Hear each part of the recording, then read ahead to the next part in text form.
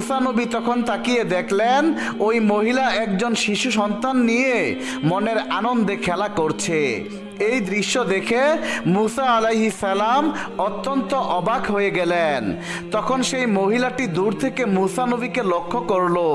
অতঃপর মহিলাটি মুসা নবীর কাছে এসে বলল, হে আল্লাহর নবী মুসা, আপনি তো বলেছিলেন আল্লাহ আমার ঘরে কোনো সন্তান দেবেন না, আমার ভাগ্যে কোনো সন্তান লেখা নেই। এই যে দেখেন আল্লাহ রব্বুল আলামিন আমার ঘর আলোকিত করে আমাকে একটি সন্তান দান করেছেন। মহিলার মুখে এই কথা শুনে মুসা নবী আর কোনো কিছু না বলে সফরে না গিয়ে সোজা তুর পাহাড়ের দিকে রওনা করলেন। তুর পাহাড়ে এসে হযরত মুসা আলাইহিস সালাম আল্লাহ তাআলাকে জিজ্ঞেস করলেন, হে মাবুদ, তুমি তো বলেছিলে ওই সন্তানহীন মহিলার ঘরে কোনো দিন সন্তান হবে না, কারণ তার ভাগ্যে কোনো সন্তান লেখা নেই। কিন্তু আজকে আমি সেই মহিলার ঘরে একটি শিশু সন্তান দেখে আসলাম। সেই সন্তানটিকে নিয়ে মহিলা মনের সুখে খেলা করছে। হে আল্লাহ, এটা কিভাবে হলো? এই জিনিসটা আমি বুঝতে পারলাম না। তখন আল্লাহ রব্বুল আলামিন এক গাইবী আওয়াজের মাধ্যমে হযরত মুসা আলাইহিস সালামকে জানিয়ে দিলেন, হে মুসা শোনো, এই দুনিয়ায় আমার অনেক পাগল আছে যারা কিনা সব কিছু ছেড়ে দিয়ে সর্বদাই আমি আল্লাহর দেনে মগ্ন থাকে। একদিন তেমনি ভাবে আমার এক পাগল বান্দা পেটে ক্ষুধা লইয়া আমার ওই বান্দির বাড়িতে যায়। আমার পাগল মহিলার উদ্দেশ্যে বলে, বাড়িতে কেউ আছেন, আমাকে কিছু খেতে দেবেন? আমি আজ কয়েকদিন যাবত না খেয়ে আছি।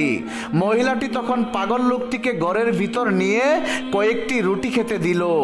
পাগলটি রুটি খেয়ে তার ক্ষুধার্ত আত্মাকে শান্তি করলো।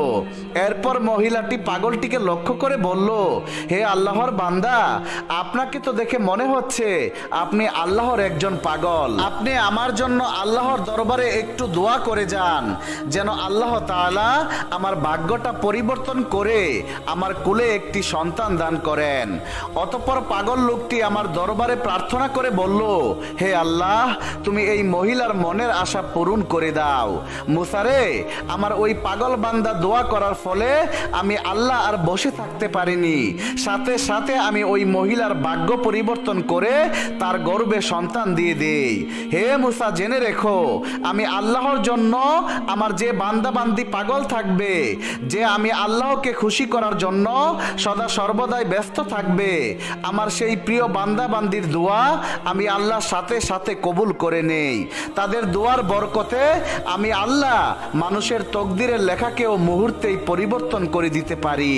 সুবহানাল্লাহ। একবার হযরত মুসা নবীর যুগে বৃষ্টি হচ্ছিল না। লোকজন মুসা আলাইহিস সালামের কাছে এসে বলল, হে নবী, আপনি আল্লাহর দরবারে দোয়া করুন যাতে আল্লাহ আমাদের জমিনে বৃষ্টি বর্ষণ করেন। মুসা নবী তখন আল্লাহর দরবারে দোয়া করলেন, কিন্তু কোনো বৃষ্টি হলো না। এরপর মুসা নবী আবারও হাত তুলে আল্লাহর দরবারে বললেন, হে আল্লাহ, আমি না তোমার পয়গম্বর, আমার দোয়া কি তুমি কবুল করবা না মাবুদ? আল্লাহ তাআলা তখন গায়বী আওয়াজের মাধ্যমে মুসা নবীকে জানিয়ে দিলেন, হে মুসা শোনো, তোমার দোয়া আমি আল্লাহ সাথে সাথেই কবুল করতাম, কিন্তু যাদের নিয়ে তুমি আমার কাছে দোয়া করছো তাদের মধ্যে 40 বছরের এক পাপী রয়েছে, যে কোনোদিন কোনো নেকের কাজ করেনি এবং কোনো গুনাহের কাজ ছাড়েনি। যতক্ষণ পর্যন্ত সেই পাপিষ্ঠ ব্যক্তি এই মজলিস থেকে বের হয়ে না যাবে, ততক্ষণ পর্যন্ত আমি আল্লাহ তোমার দোয়া কবুল করব না। অতঃপর মুসা নবী সবার উদ্দেশ্যে ডেকে বললেন, হে 40 বছরের পাপিষ্ঠ, ময়দান থেকে উঠে যা, তোমার জন্য আল্লাহর দরবারে দোয়া কবুল হচ্ছে না। যদি স্বইচ্ছায় উঠে না যাও তাহলে আল্লাহর কাছ থেকে নাম জানিয়া সকলের সামনে কান ধরে বের করে দেব। এদিকে মজলিসের ভিতরে 40 বছরের পাপিষ্ঠ ব্যক্তির মনে নাড়া দিয়ে দিল। সে মনে মনে বলছে, এই মজলিসে একমাত্র আমি তো 40 বছরের পাপিষ্ঠ। তখন লোকটি আকাশের দিকে তাকিয়ে আল্লাহকে ডাক দিয়ে বলল, হে মালিক, আমি যদি এখন চোখের পানি ছেড়ে কান্দি তাহলে মানুষ বুঝে ফেলবে আমি যে 40 বছরের পাপিষ্ঠ। সবাই জেনে ফেলবে গো আল্লাহ আমার পাপের কথা। আমি যে 40 বছরের পাপিষ্ঠ সেটা আজ পর্যন্ত আমার মা জানে না, আমার বাবা জানে না, আমার ভাই বোন বউ বাচ্চা আত্মীয় আত্মীয় স্বজন কেউ জানে না, শুধু তুমি জানো গো মালিক। তুমি তো এতদিন কাউকেই জানাওনি। হে আমার রব, এখন যদি আমি ময়দান থেকে বের হয়ে যাই তাহলে মানুষ বুঝে ফেলবে এই 40 বছরের পাপিষ্ঠ যে আমি। ও আমার প্রভু, তাহলে যে সমাজে আমি হাঁটতে পারবো না, বসতে পারবো না, খাইতে পারবো না, সমাজের মানুষ আমাকে ঘৃণার চোখে দেখবে। ও আমার মালিক, 40 বছর যেহেতু আমার পাপ তুমি গোপন রেখেছ, তাহলে আজকে এখানে জানিয়ে দিয়ে আমাকে এত এত মানুষের সামনে লজ্জা দিও না গো আল্লাহ।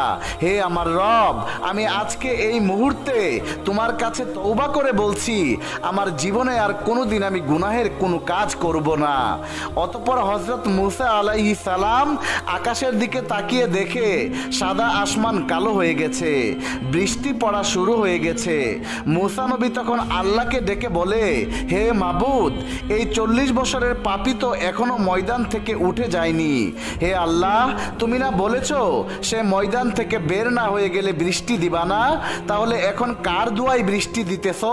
আল্লাহ রব্বুল আলামিন গায়বী আওয়াজ দিয়ে বলেন, মূসা রে, যার কারণে বৃষ্টি দেই নাই তার দুয়ার কারণেই আমি আল্লাহ বৃষ্টি নাজিল করেছি। এবার মূসা নবী বলেন, আল্লাহ, 40 বছরের পাপিষ্ঠ কি এমন করলো যে তার দুয়ার বরকতে তুমি বৃষ্টি দিয়ে দিলা? আল্লাহ গো, তার চেহারাটা একবার তুমি আমায় দেখিয়ে দাও। আল্লাহ তখন বলেন, মূসা রে, 40 বছর তাকে খাওয়াইছি, বাঁচিয়েছি, তার পাপিষ্ঠ চেহারা কারো সামনে প্রকাশ করি নাই। আর এখন তো আমি আল্লাহ তারে মাফ করে দিয়েছি, এখন আর তার চেহারা তোমার সামনে আনিয়া তাকে লজ্জায় ফেলে দিব না। এমনকি দুনিয়ায় আর কোনোদিন তাকে লজ্জা দেব না, কবরেও আমি লজ্জা দেব না।